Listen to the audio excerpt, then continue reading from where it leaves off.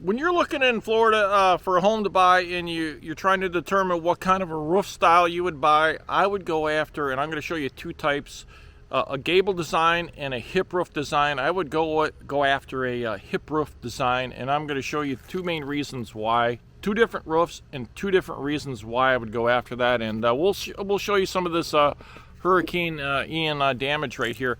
And this is on a gable style roof. And it has the dimensional shingles, which is good, but you can see how the wind just caught on the gable style roof and just lifted it right up. It just lifted it right up and caused a lot of damage on that side, because it can actually grip. If you see this, the facing of the house, and you can see the wind here just caught right up underneath it and lifted it right up. Whereas if you look across the street, that is a hip style home, and they're more resistant to the wind. And there isn't any damage. That's a beautiful looking roof right there. Not any damage to any of these hip style roofs. And then you see next door to that, there's a gable style home. Gable roof, and then the hip roof right there. And then right here you have this is the gable style right there. And it caused damage on that. And that's what I look for when I'm looking at a house, is to see that if it has a hip roof, because I really like the hip roofs.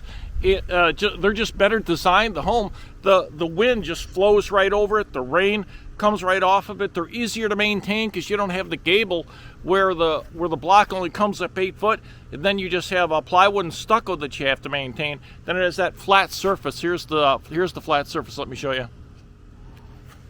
Right there, it's just that flat surface right there, and the wind just picked this right up and just took it right off. Versus the, you can see it right there. See how that on that hip roof design right there, it just goes right over it. The wind can just go right over it just like that. Just take it right off like that. My hand's in the way, and then you see the gable style work, and right next to it to the left, you have the hip roof right there, and then you have the gable style right there. Those are the two different kinds of roofs, and I would go after the hip roof design right there, so you prevent any of the wind coming up and lifting it like that.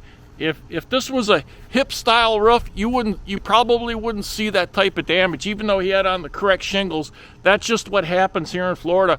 And right across the street over there, you can see, let me just zoom in there, right, there's another hip style roof, and right over there you have a gable style. So those are your two different kinds when you're looking at homes here in Florida that I would go after, is the hip style roof. I really like it. Just less maintenance on that. And look at that. Let me zoom back out.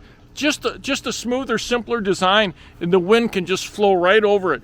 That's really nice looking roof. I love those shingles. Those are dimensional shingles right there. And same on the style of the house right there, but look at it, it has two gables. A gable in the front and a gable on each end. And these are duplexes here, real nice.